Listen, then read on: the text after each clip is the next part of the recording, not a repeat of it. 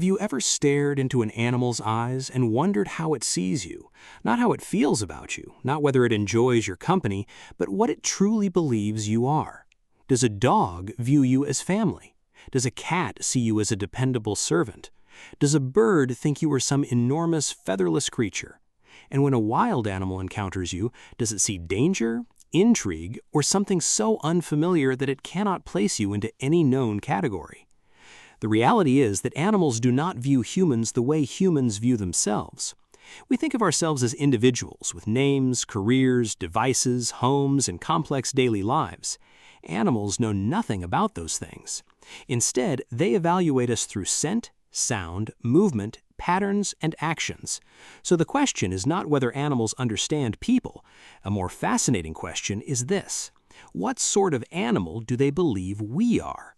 Consider dogs first. Dogs may understand humans better than any other species.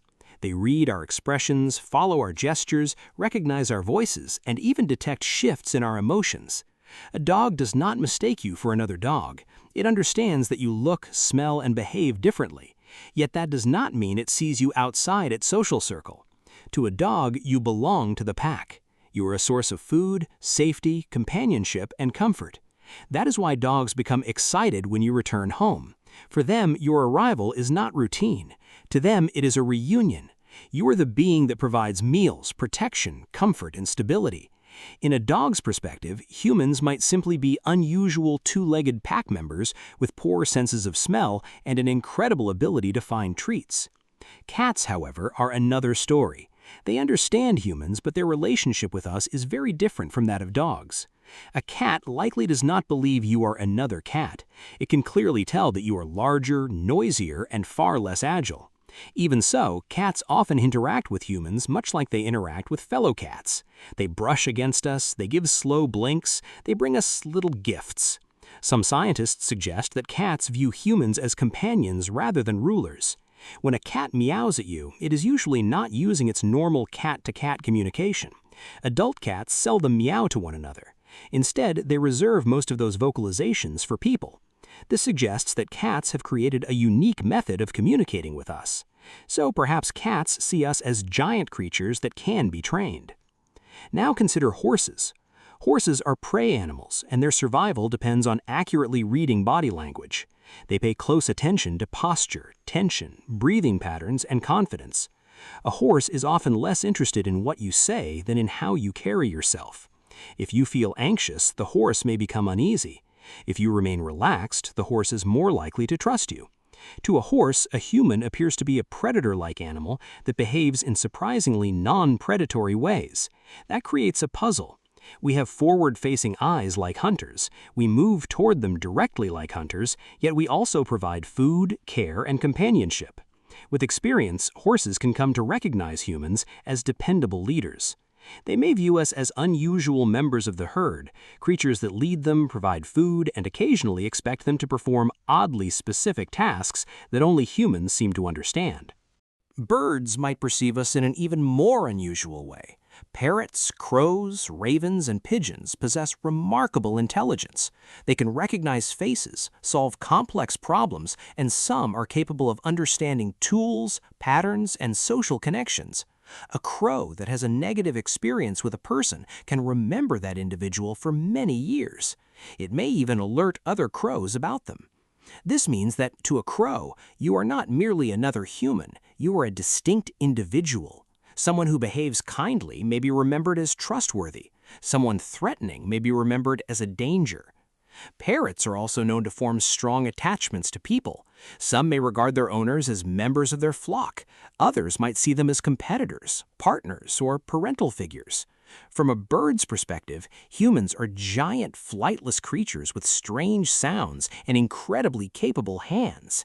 Yet we also control access to food, light, attention, and freedom of movement. That likely gives us a very important role in their world. Now consider the perspective of wild animals. A deer does not spend time wondering about your character. It has no interest in your profession or daily routine. Instead, it notices your scent, shape, movements, and proximity. For many wild species, humans fit into one of two simple categories: danger or part of the scenery. In urban environments, situans such as pigeons, foxes, raccoons, and squirrels often adapt to our presence. They learn that humans are simply another feature of the landscape. To them, we can seem like walking trees that occasionally leave behind food. At times, we are a source of danger. At other times, we are beneficial. Most often, however, we are simply part of the background. A squirrel living in the city may not think of you as a person at all. Instead, it may view you as a large object that might be carrying food. Raccoons, meanwhile, could see humans as the creators of mysterious containers filled with meals. Those containers are our trash bins. From their perspective, human civilization might appear to be an elaborate machine designed to generate leftovers. Marine animals likely have their own interpretation of us. Dolphins are naturally curious about people. They may see humans as unusual and inefficient swimmers. In the water, we are awkward. We rely on equipment to remain submerged for long periods. We produce streams of bubbles and move in odd ways. Whales, on the other hand, may hardly pay attention to us. Compared to them, we are incredibly small. A person next to a whale is almost like a bird standing beside a skyscraper. Even so, whales can behave gently around humans. They often appear to recognize how delicate we are. That does not necessarily mean they understand us. It simply suggests they can perceive differences in size, motion, and vulnerability. Octopuses may hold one of the most unusual perspectives of all. They are highly intelligent, yet their way of experiencing the world is radically different from ours. Their arms can investigate and respond to their surroundings with a degree of independence. They communicate through changes in skin color and texture. Their perception of reality is unlike anything most humans can imagine. To an octopus, a human may appear to be a large, familiar creature existing beyond the glass. Some octopuses can distinguish between individual caretakers, and some even react differently depending on which person approaches them. They may not fully understand what we are, but they certainly recognize that we are significant. And this is where things become interesting. Animals may not think about humans as a single species so much as a collection of behaviors and patterns. They learn to predict what we do. Dogs learn that grabbing keys often means someone is about to leave. Cats learn that the sound of an opening usually signals a meal. Crows remember which faces bring trouble. Squirrels identify which people are likely to toss them food. Perhaps animals are not asking, "What is a human?" at all. Perhaps the question they answer in their own way is much simpler. What does this creature typically do? That may be the closest thing to the truth. To animals, we are not defined by a single role. We are many different things at once. And maybe that realization should make us a little more humble. Humans often imagine themselves as the central characters of life on Earth, yet animals are not spending their time trying to understand our jobs, our governments, or our ambitions. Their focus is survival. At the same time, they are observing us far more carefully than most of us realize. Every action, every sound, every routine, and every decision teaches them something about who we are, not through language, but through our actions. And in the end, that may be the only form of communication that truly matters.